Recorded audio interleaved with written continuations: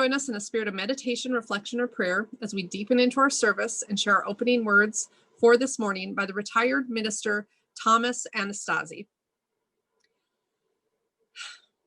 Let's come together and make a deal. Everyone who is willing to take an almighty risk. Let's get together and propose a stunning bargain, a daring contract for the world to see and hear, a human drama unfolding. Here it is. There is meaning in the world, and we human beings can participate in that meaning, and that's the gospel. There's worth and dignity within us and among us, and when we congregate, true community is possible. And there's more. Our beloved relations extend beyond our doors, all the way out to the whole world and to the cosmos, this most excellent interdependence of all existence. This is cause for celebration. Let's get together and get busy. Let us sing spiritual songs and clap our hands and dance dances to the living rhythms of the earth and sky. There's so much to experience, to learn, to hope. When we join together, the odds toward goodness begin to multiply.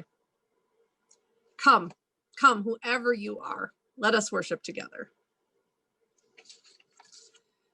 All right, well, with that rousing reading under your belts, I want to ground us even more here. And we have a practice in some Unitarian Universalist congregations, and we're doing that here as well, is an empty chair. And as we move into the chalice lighting, I want to address that.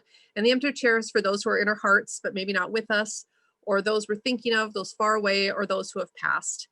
And today the suggestion was, and I'm with this one because it's a hard time, but today the empty chair is for all those who are dying of COVID within sight of a vaccine. So there's our empty chair. If you have that, we honor it, and thinking of those the other people that that empty chair represents. But we join Unitarian Universalists all over the world in lighting our chalice, and we are in good company. So if you have your chalice with you, I invite you to turn on your video to share while we light them now with these words by Cooper Garrett. So I'll give everyone just a moment to lift up their chalice and be prepared. All right. Oh, divine love, with the kindling of this flame, may we realize and love our true selves, our true round belly selves, our true bags under our eyes selves, our true naturally hairy selves, our true wrinkles on the skin selves. May our self-love help keep our chalice ablaze. Today's story is Shantae Keys and the New Year's Peas, written by Gail Piernes Davenport, illustrated by Marion Eldridge. Happy New Year, Grandma, said Shantae Keys. Mom said we'll eat lucky New Year's peas. Mercy, cries Grandma. I'm weak in the knees. I cooked lots of food, but forgot black-eyed peas, chitlins, baked ham, macaroni and cheese, greens and hot cornbread, but no black-eyed peas. It's a year of bad luck if we don't eat cow peas. Quick, go to Miss Lee's and borrow some, please. Happy New Year, Miss Lee, says Shantae Keys. Gram wants to borrow some black-eyed peas. My New Year is later because I'm Chinese. I'll make crisp golden dumplings instead of cow peas. I'm sorry to bother you, says Shantae Keys. Come join us for dinner so you can try peas. I'll try at the grocer's, Mr. McGee's. Your aisles are stocked with such delicacies. Why can't I find lucky black-eyed peas? Back home in my Scotland, far overseas, for New Year's we toast and eat haggis and cheese. Happy New Year anyway, says Shantae Keys. Come join us for dinner so you can try peas. Why don't you try asking Senor Ortiz? What do you eat for New Year's luck? Chef Ortiz, if you cook black-eyed peas, may I borrow some, please? I am from Mexico, down by Belize. For luck, we make noise and eat grapes like these.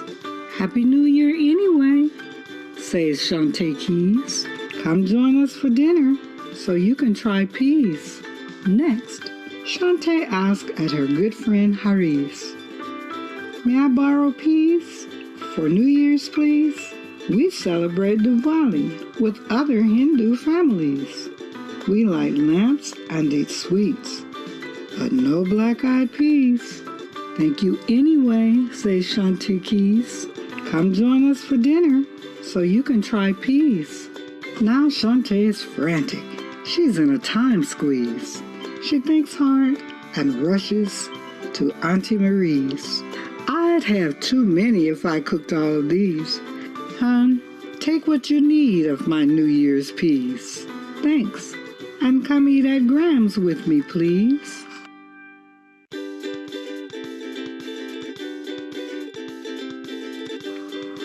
Grandma chops onions to cook with the peas. Auntie adds a corn for luck and a pinch of bay leaves. And Shantae cooks rice as Mom oversees. Auntie says, Shantae, can you get the door, please? Your friends are here for dinner. Come to try peas. The peas are delicious. The whole group agrees. Happy New Year and thank you, Shantae Keys. So that brings us to our reading for the day. And I always, Reverend Sully does so much to sort of set up our program and help guide us in what we're going to read and do. And I always feel like she's a little bit psychic. We're going to be, the reading today, we draw on a lot of sources for wisdom and inspiration in the Unitarian Universalist world. And today we're going to be doing a reading by the Rabbi Chaim Grusbaum, and it comes from the Jewish tradition, which I appreciate because this holiday we tried to explore that tradition in my family a little bit more and have my mother talk about her father and Judaism and being Jewish in Germany in the late 30s, what that looked like. And so we had a lot of good conversations. So I really appreciate having this here. And it's, I think you'll enjoy it. So it's a little bit, it's a little bit of a longer reading. So just hold tight and sit down and relax into it. So Rabbi Chaim Grusbaum. Can we cancel 2020? Like simply skip directly to 2021? Will anyone be upset about it? I've seen a lot of funny memes about 2020, but one in particular meme got me to laughing pretty hard. It's actually not about 2020, but about the current Jewish calendar year we're about to close, which is 5780. They say our actions on the high holidays determine what will be decreed for the upcoming year. So whatever the heck you guys did last year, don't do it again. Laughing out loud. After LOLing, it got me thinking about canceling 2020 and canceling 5780. And then a quote came to mind. A quote that is simply so perfect for our situation. The quote is from Rabbi Yosef Yitzhak Schneerson, the 6th Lubavitcher Rebbe. He was imprisoned and tortured in Soviet Russia because of his work to spread Judaism behind the Iron Curtain. After he was released from prison, his disciples asked him how he felt about it. And he replied, if I would be offered millions to experience one more moment of suffering, I wouldn't buy. And if anyone would want to pay me millions to take away one moment of my sufferings, I wouldn't sell. So the rabbi didn't elaborate further, but I think that the message is simple. Challenges are difficult, but they can also uplift you. One should never choose to experience challenges, but in hindsight, we can appreciate how it made us better.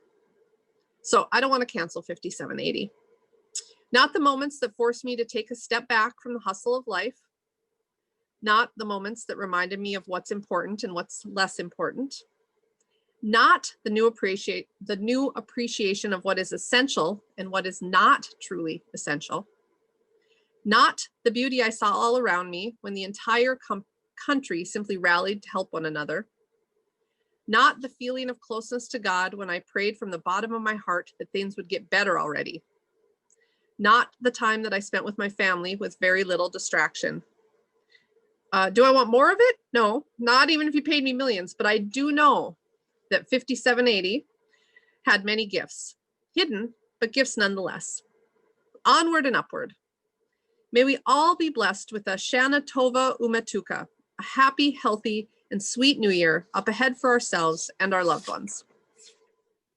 So the earliest recorded festivities in honor of New Year's arrival date back some 4,000 years to ancient Babylon. And I'm sure there were others, perhaps older, that were not recorded. For the Babylonians, the first new moon following the vernal equinox heralded the start of the new year. At the equinoxes, there is an equal amount of sunlight and darkness. Some people, like practitioners of the Baha'i faith, celebrate the new year on the first day of spring, and that beginning place always made sense to me. For Jewish people, Rosh Hashanah, literally meaning the head of the year, is the Jewish New Year, and the biblical name for this holiday is Yom Teruah. It is the first of the Jewish high holy days specified by Leviticus and occurs in the early autumn in the Northern Hemisphere. And Israel is in the Northern Hemisphere at about the same latitude as our southern states, which surprised me. Chinese New Year happens on the first day of the first month of the Chinese calendar, which falls between January 21st and February 20th. You see then that people mark the beginning of the year at different times, but that the year is tied to the seasons or the equinoxes, and that marking the year is a widespread practice. So I've often wondered why January 1st, since it's not tied to the beginning of any season. The website InfoPlease provided an answer saying the first time the new year was celebrated on January 1st was in Rome in 153 BC. In fact, the month of January did not even exist until around 700 BC, when the second king of Rome, Numa Pontilus, added the months of January and February. The new year was moved from March to January because that was the beginning of the civil year, the month that the two newly elected Roman consuls, the highest officials in the Roman Republic, began their one-year tenure. Maybe that was the beginning of parts of Western civilization disconnecting from the earth. At any rate, most people in the world have some sort of celebration around the new year. And the celebrations often involve food, because what doesn't, right? The foods are often consumed to bring good luck, like black-eyed peas or cowpeas in the American South, or rice in India. Or people eat ring-shaped food like donuts to symbolize coming full circle. Jewish people eat apples dipped in honey to express hope for a sweet new year. Apparently, in Spain, you eat one grape each time the clock chimes at midnight, a sort of chubby bunny contest to end the year. Noise is often a part of New Year celebrations. In the past, people in Thailand shot off guns to scare off demons. Chinese people lit firecrackers to rout the forces of darkness. Italians ring church bells, the Swiss beat drums, and Americans often favor party horns. Drinking is a part of many ceremonies, often in the form of wassail, which is a Gaelic word meaning good health. Sometimes gift giving is part of the celebration. Eggs, a symbol of fertility, or gilded nuts, or earthenware flasks. In Scotland, coal, shortbread, and silverware were traditionally exchanged for good luck. They're very practical people. Scotland also had a custom of first footing, meaning it was important who was the first person after midnight to cross the threshold as a predictor of New Year's fortune. I guess it was best to have new brides, new mothers, or people who were tall and dark or born on January 1st to be the first to cross the threshold. Many people have some sort of practice for turning over a new leaf. Rosh Hashanah is a time for reflection and prayer and taking stock of your actions. And we're all familiar with New Year's resolutions. I think this practice of turning over a new leaf is especially interesting. All the seasons are marked by some sort of rituals and rites in the world, but I suspect the once-a-year desire for a reset is a big one.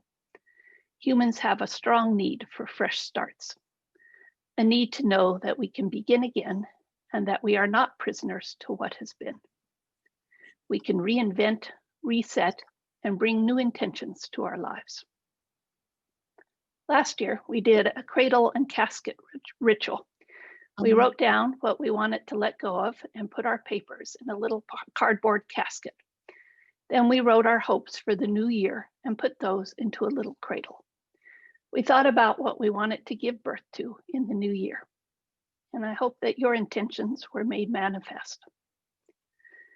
I have a friend who taught me a ritual that she learned somewhere that I really love. You find a river or a creek and a bridge.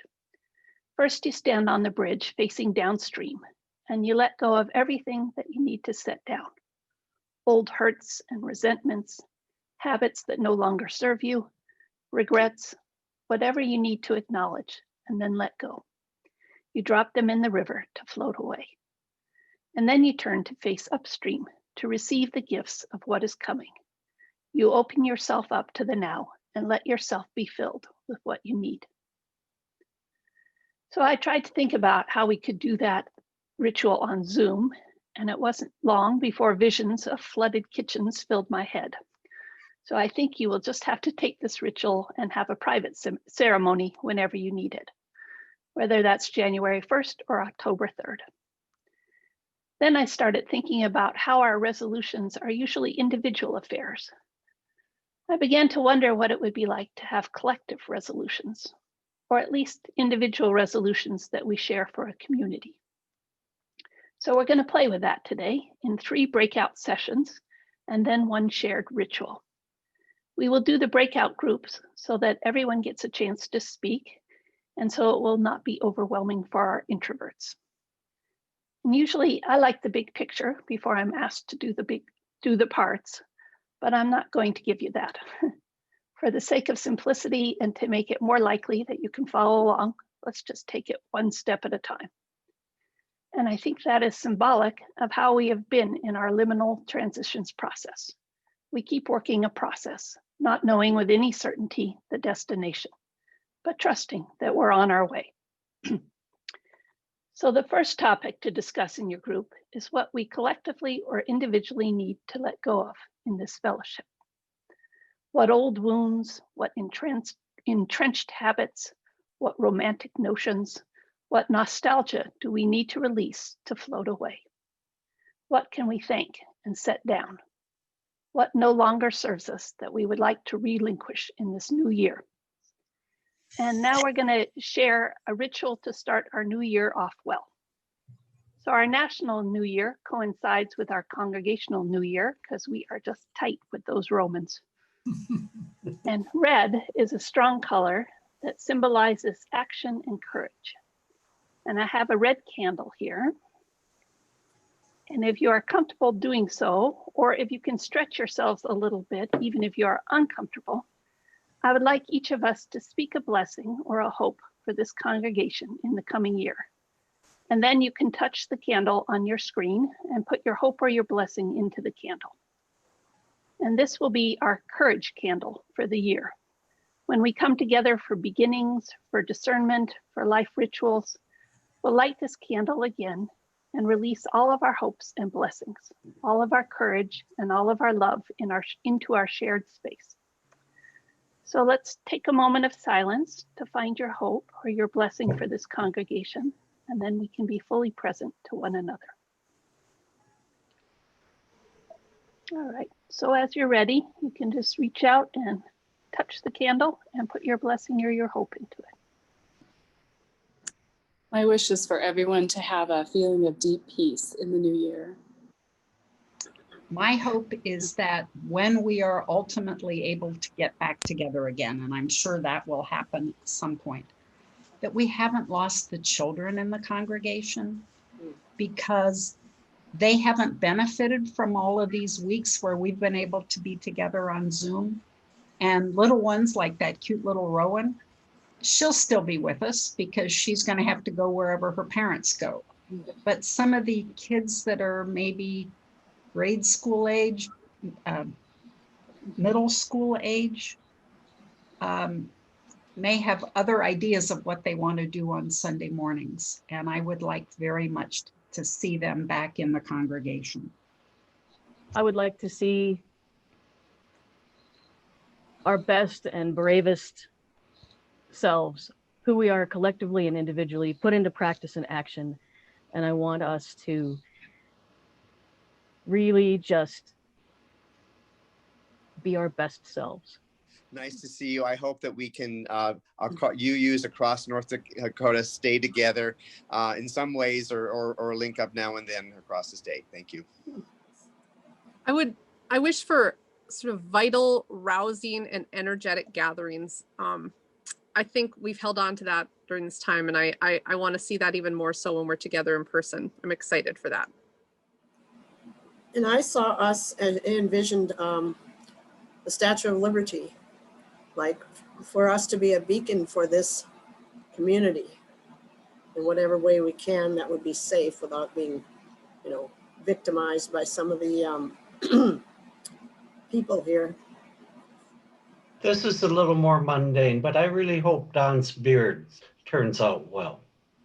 My hope is that we all really embrace what this year is going to bring for our congregation, for this place that we love, and that we stay open to it not being what our vision is. We stay open to each other's visions. I would like to see us continuing to have the support of the excellent leadership we've had in Elizabeth in helping us to understand what we want to do as a congregation and helping us as we begin to search for a replacement, if it's possible, for Elizabeth. Good luck. My hope is just allowing the flow between our differences and connecting and allowing for connection and allowing for joy and allowing for enjoyment of each other and our shared space and the times we're together and the ways we support each other. Believe it or not, I'm so grateful for the Zoom, that we can at least at a minimum have this, that our pictures are touching one another, that we can be together. And I look forward to the time that we can be physically together again. I want to give us energy and good intentions for our ability to embrace change for what's coming. And I know that it is an invitation to find our best selves in the way that we are able to do that. I hope that we're courageous in our risk taking. I've had more conversations with UUs this year with Zoom I've ever had before. And I hope that when we get back together, and I'm hope that can't come soon enough, but I want those conversations to continue. Yeah, I would build on that, Jim, and say that there's a level of intimacy that we have with each other through the Zoom that I don't know that we have during coffee hour after church. And I hope we can I'll agree with to that, because I'm often, well, as Marnie is too, or Pat or whoever helps with the children, I'm often back in the other room, and by the time I get out to the rest of you, you're all engaged in conversation with each other, and I'm not, because I've been with the kids the whole time and you've already engaged, you know what I mean? So I've had more contact with adults through Zoom than I've ever had. I would kind of build on that too, as far as listening to it, and that we continue to even deepen our listening to each other, as that will help us make decisions for change intentionally, and that will give us more courage to do what we do together. All right, so I'm going to light the candle now to release for the first time all of our shared hopes into this space.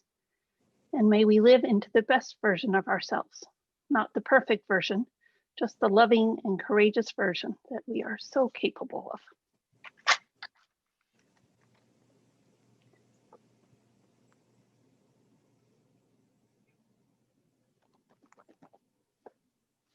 So may 2021 be a wonderful year for this congregation. So we'll extinguish our chalices this morning with words from Hammersmith's Cinderella. And then we'll have one more beautiful piece of music by Alicia as we sit with everything we've heard and felt this morning. And then we'll have our virtual coffee hour. The world is full of zanies and fools who don't believe in sensible rules and won't believe what sensible people say. And because such daft and dewy-eyed dopes keep building up impossible hopes, impossible things are happening every day. One